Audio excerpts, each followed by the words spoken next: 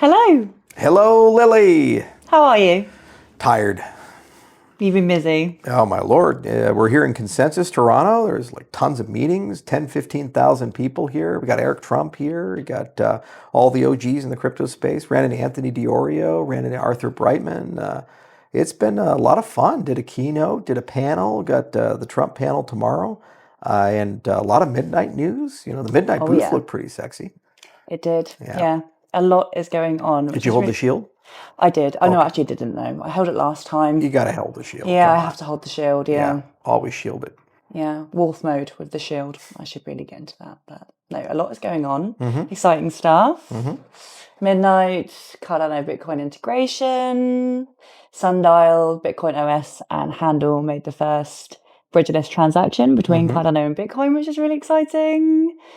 Yeah, what's happening? Let's talk about it. Cardano Bitcoin integration. When we talk about Bitcoin DeFi, we talk about an ecosystem around it, and you have to think about the whole stack. And so some parts of the stack are the technology, like how do you get Bitcoin to talk to Cardano?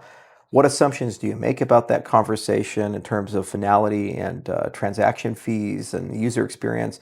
And then as you work your way up the stack, then you talk around, okay, well, what are the platforms that support that? So wallets will be the primary mechanism upon which people interface. And then you think about, well, what can you do with the Bitcoin DeFi? So what DeFi applications support Bitcoin DeFi? So can I lend it? Can I stake with my Bitcoin, et cetera, et cetera? So Bitcoin 2025, what we're trying to do is kind of bring together as many people as possible in the Cardano side who are working on the Bitcoin DeFi problem, whether they're core infrastructure or a dApp provider, and just get them talking, get them showcasing. We'll have some cool demos to show with Lace of like a Bitcoin DeFi mode, and I wanted it to be brutally simple. So basically you have Bitcoin on Lace, you click a button, you've turned on a DeFi mode, and then suddenly all these dApps are available and you can do something. You pay your transaction fees in Bitcoin and you get your yields in Bitcoin. So it feels like Bitcoin, and it's a very natural extension. But then over time, as you build up the ecosystem, then you'll get some really bespoke and cool, unique experiences. And I don't really care if it's one bridge over another bridge or one technology over another technology. I think about this much more so of the ecosystem of what can I do? Is it simple and is it easy? Is it low cost? Those types of things. And then how do I get TVL in? How do I get Bitcoin into Cardano? A lot of people ask, well, why does Cardano benefit from having Bitcoin come into the ecosystem?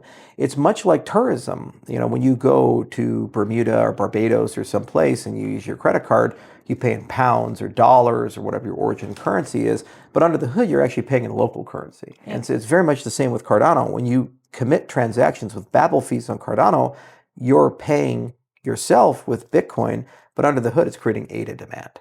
So the more Bitcoin transactions, the more demand for ADA inside the system. So it actually creates demand there. And plus the TVL helps us tremendously from climbing all those charts on how much TVL is in Cardano, and it helps our DeFi ecosystem. Market opportunity is huge. You know, it's 4 times larger than Solana and Ethereum combined, which is awesome. And people say, well, oh, not all the Bitcoiners will like that. I said, well, let's say 5% of them do. That's $150 billion. I can live with that. That's pretty big pie. It's larger than the market cap of Solana. So I think there's a lot of institutional demand, and there's at least a few, as evidenced by Runes and Ordinals, adventurous people on that side of the aisle. They just need to be given the right user experience. So a little slow to start. It's more ecosystem building, but then over time it'll get momentum. And then syndication. So that wallet experience we have in Lace, our hope is to syndicate that to Bitcoin.com, blockchain.com, Brave, and other platforms, and then have them have a DeFi mode as well that points towards Cardano. Then also across chains. So we'll have an XRP DeFi mode, a Litecoin DeFi mode, a Dogecoin DeFi mode, because all of these are quasi-fixed function ledgers. So they have a very similar pattern where they want to use Cardano for the computation layer. A lot is happening. And you mentioned about the Lace Bitcoin demo. Will that be demonstrated at the Bitcoin conference? It will be, yeah. We'll have a real cool demo that people can see. And it's kind of the art of the possible. Microsoft used to make them back in the day.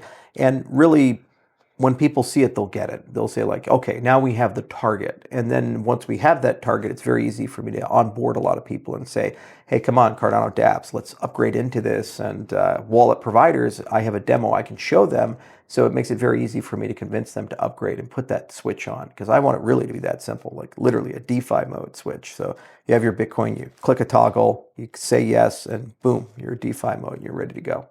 I think we need to head to Vegas, don't we? to check out this demo. Exciting stuff.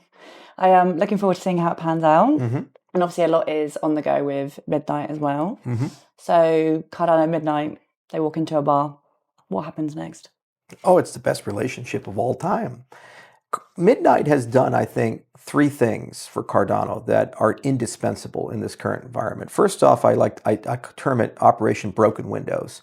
And you saw this with the Brave announcement we just had the other day, where Brave not only is supporting Midnight, but also Cardano, because Midnight is a Cardano native asset. So they're together. And if you're going to get listed as Midnight, people have to support Cardano, and they have to support all of the Cardano native assets inside our ecosystem, not just us. So we spent about $23 million building deals and relationships and other things to basically get all those broken windows fixed. So wallet support for ADA and CNAs, custodial support for ADA and CNAs, third-party infrastructure on the dev side, like there's partnerships with certain very large people that will be announced soon that I think will bring a spotlight on it. So just that alone means that Cardano is no longer an island, and that irritation that I had, that whenever you go to a website and it showed the logos of all the different cryptocurrencies it would support, you'd never see Cardano on that website. Just really burned my biscuits. The second thing is that the distribution of Midnight, while it's biased towards Cardano, includes 7 other ecosystems with a total of 37 million users. So what this is going to do is put a spotlight on Cardano, because ultimately to redeem, they redeem through Hydra, which is awesome technology, and we've really upgraded and modernized it. But more importantly, it means that you're redeeming a Cardano native asset. So Bitcoin people are redeeming Cardano native assets, as are Ethereum people and Solana people and Avalanche people and BNB people and so forth. Well, that means we've just increased our user base dramatically as people have come in. And you think they're just going to redeem that and say, well, that's the only thing I care about, and just disappear? Well, maybe a lot. But even if 5 or 10% stay, we've probably doubled the population, the user base of Cardano. Yeah. And the third thing it does, and we'll see this with a future testnet that's coming this year with Midnight in Cardano, it provides a second revenue stream for Cardano stake pool operators. And so by maintaining the infrastructure of the Midnight partner chain, what they do is they get block rewards. So suddenly, as an SPO, you now have this idea that by holding ADA and being an SPO in our ecosystem, you can get multiple tokens for that. Okay, so as that launch model grows, it could be the most profitable thing in the world to be indexed on the Cardano infrastructure, which increases the level of competition, which means more SPOs, more decentralization, more capacity to maintain the system. So from every dimension you can look at, from an adoption and consumption dimension to a partnership dimension, where there are already 108 that the Midnight Foundation has done, to a dimension of increased revenue and transaction volume for Cardano, it's just a win-win-win all the way around, above and beyond the fact that Cardano holders are getting Night tokens. Yeah. So they didn't pay anything for it, and they got a big payout for that above and beyond anything they could imagine. And I think it's going to be very successful. And then it opens up this whole conversation of cooperative economics, and Midnight's job is to connect everything. So through Midnight, because there's a trustless bridge between Midnight and Cardano that's turning on using recursion, you can now use Midnight to talk to Solana and talk to Ethereum and talk to Bitcoin and talk to all these different systems in ways that you couldn't before. Plus, every Cardano application through chain abstraction now gets privacy. And it gets identity, so they can do regulated applications, real-world assets, all these types of things. And so this is a adult project. It really is very mature, and it's very useful for the TradFi world. It's useful for the consortium world. It's useful for the Web3 world, and it just broadens the pie for everybody. And here's the thing: if Midnight is successful, it means that Cardano has a mega winner. People say, well, what's been launched on Cardano? What's a successful project on Cardano? So Cardano made Midnight possible. And they say, oh, well, that's really cool. That's really exciting. So I think there was an unnecessarily adversarial relationship at times with certain members of the community with Midnight. And that's probably our fault. We probably could have done a better job with product marketing and a better job explaining the USPs of it. But what's nice is you only have to do it once. And once you've launched it, people get it. And what's cool is partner chains as a framework is now here, and there's already a lot of projects that want to upgrade to that. We've had great discussions with the Iagon community, and they can kind of see a path where that would make sense for them. We've had great discussions with World Mobile, and that's really the only way to do what they want to do long term, and so that'll be a fast follow. Quantum Hosky will be a partner chain and in that ecosystem. So I can imagine waking up in 3 or 4 years and having 5, 10, 20 partner chains that are very significant, that are worth more than $5 to $10 billion. And all of those are then dual tokenomics on Cardano as Cardano native assets. The other thing is, in the part of that broken windows, it means that exchanges will start listing Cardano native assets, right? Yes. Because Osnek kind of opened the Kraken relationship, but I think that Midnight could open the Binance, the Coinbase relationship, and a litany of others. And once they've gotten used to listing CNAs and they realize it's ridiculously easy to do that, then technology and culture and brand no longer get in the way, and they can look at projects on a very fair basis. Midnight will also have an ecosystem development group, and this kind of fixes the broken windows of incubation acceleration. And I would love for that group to heavily invest in hybrid applications that are Cardano Midnight. So even though it has a Midnight orientation, it can, for Cardano applications that hybridize, provide necessary capital, kind of get that where it needs to be. And hopefully that creates a template that the treasury in Cardano can use to kind of build its own Cardano ecosystem group and grow that up. And people feel a lot more comfortable because there's a workable model with it. So it does take quite a bit of my time, probably 40-50%. And we've made a lot of acquisitions and partnerships, and we're running 3 independent engineering teams to build this thing up. And Midnight is a composite of technology from Aptos and Zcash and Polkadot and Cardano and some other places, and some original IP and some hybrid IP. And it's made Cardano better. It's accelerated Paris. It accelerated Hydra's development dramatically. The Glacier drop is to 37 million. The operational cost of that's $18,000 to do an 37 million person drop.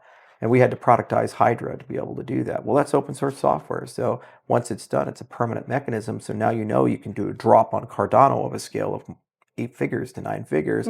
And basically it's nearly free to do that, relatively speaking. So we're really excited about that and happy about it. Yeah, Midnight.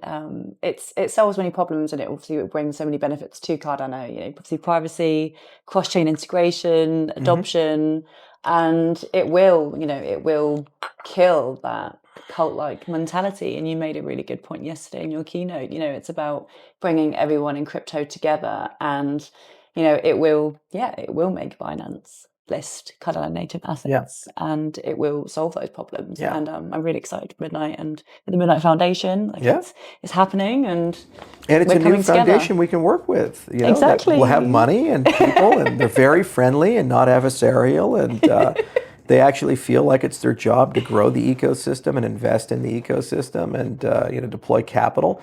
So it's you can complain about it, or you can just show people how it's done. And my hope is they show people how it's done. And I love all the people over there, like Fahmy Sayed, the executive director. He's an amazing guy, and I've worked with him now for a year and a half. And Saj is a phenomenal lawyer, and he's their chief legal officer. And they got some great operations people coming on board, great ecosystem people coming on board. And what's nice, they all come from somewhere, like Near or Algorand or some other ecosystem where they've had a chance to do some things the right way and some things the wrong way. And that tuition is our benefit as an ecosystem. And what's cool is because of the airdrop mechanism, we can talk to everybody. Like Midnight can talk to Solana, and Midnight can talk to Avalanche. It can talk to Ethereum and say, hey, you guys are just as vested in this as the others. So why don't we get along and cooperate and work with each other, which means that they can start attending Cardano events and we can start attending their events. And it kind of resets the entire relationship with everybody. Nothing resets relationships better than large piles of money. And that's what Midnight has invented for us as an ecosystem. And then it allows Cardano to be Cardano. In particular with Bitcoin DeFi, I have this term I coined called the triumvirate, this idea of Bitcoin, Cardano, and Midnight together as one stack. So Bitcoin's kind of the value and audit layer, Cardano's the computation layer, and Midnight's the privacy and identity layer. That's the only thing I think can actually solve government scale applications. When you talk about like a nation state's voting system, or if you talk about a nation state's identity system, or a national payment system, no one's going to get fired for picking Bitcoin plus, because it's not a controversial thing, but it can't do the job. So having Cardano Midnight in the dimension can, and allows everybody to do their best. And so that's where I would like commercially to take Bitcoin DeFi at the IO side. And a lot of people will take it for TVL and other such things. Midnight also will bring private stablecoins into the fray. And we absolutely have to do that because they're turning into a panopticon. If you look at Genius Act or these other things, for as many good things as they do, it's very clear that they're turning into instruments where every transaction will be monitored and recorded. And so everything you ever buy or do with a stablecoin will be remembered forever. And a lot of people don't feel very comfortable with that, so maybe, just maybe, we should have private stable coins where they still have potentially a disclosure regime or these types of things, but at least the whole world doesn't get to see everything that you've bought and done. So we've talked a lot with USDM and others, and I think there's a path where we can get them on midnight and turn them into a private stablecoin, which means that Circle and Tether and others can be fast follows if they value user privacy. Yeah. And if they don't, well, then the people who do will be competitively differentiated from them. Exactly. And slightly different topic in regard to sustainability. Cardano has put sustainability in its forefront when it comes to solving real world problems and helping people. What is Cardano's superpower? Well, first and foremost, we showed that you can have a system that runs 99% less electricity than Bitcoin and do the same thing with the same values and same level of security. So that was a huge environmental win, to basically say, let's have a culture where we do things in a way where over time we use less energy and resources to accommodate the same thing, or better utilize what we already have, whether it be disk-based network or storage. Then when you move up the stack, you start thinking about, okay, well, a culture of having people help others or build things that improve marketplaces. So the RealFi initiative that we have, where we're doing these microfinance transactions, and we can take things from an 85% interest rate down to an 18% interest rate. We lent out $5 million to tens of thousands of mostly women in Uganda and Kenya. And we were able to get a 98% repayment rate for all those loans. So it was wildly profitable for us, but it was transformative for them because they got loans that were 7 times less than the market rate. So Cardano can facilitate these types of things. And I'd like to see that continue to grow and change and evolve. But then also people are doing carbon marketplaces on Cardano, and people are trying to build better governance structures on Cardano that are a bit more fair and transparent and honest. So these are the kinds of things that they mean a lot to me, and I care very deeply about them because they say you can still make money, you can still pursue profit, you can still build a business, but you can do so in a way where you're still the good guy. Yeah. There's always this weird thing in capitalism where you're supposed to be evil to make money. And I think that's a misnomer. I think it's just a bad business model. And so Cardano helps do that. And also just the auditability of the system, to be able to call truth to power and say, okay, no one is above the records on chain. And we can build these audit systems in a way where things on chain look well. And I'll give the CF credit where credit's due. They created an on-chain business operating system where they can put their books on the chain. Good for them. That's actually a force for good, so it's not all bad, but, so Cardano does that. And I love the sustainability culture where people have that mindset of do better with scarce resources. That's why our chain's in the gigabytes and some of our competitors are closing in on petabytes. Yeah. When you look at Solana or other things, and that's a direct result of a wasteful thinking. I like the fact that my transactions don't fail and 90% of theirs fail. It's not a sustainable system, right? Or whatever the percentage is for the internet where it sits. I'm sure you guys have figured it all out with Fire Dancer. Yeah, there's a reason why Cardano is the most decentralized and most environmentally good blockchain, because it's always valued that, and the environment, and giving, it's the blockchain for everyone, and it really is, and we can confidently say that. Now, you recently went to the Amazon rainforest. I did. And you wore some gloves that were full of 120 bullet ants, and you became a Sotera Maui warrior. Yes, ma'am. What's your next side quest?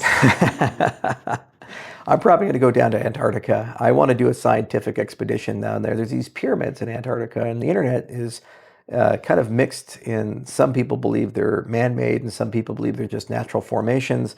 I honestly don't believe there's ever been a very significant scientific expedition down there. So what I'd like to do is go down to where those pyramids are, and they are literally not only in the middle of fucking nowhere, they're like beyond the middle of fucking nowhere. They're in the middle of nothing.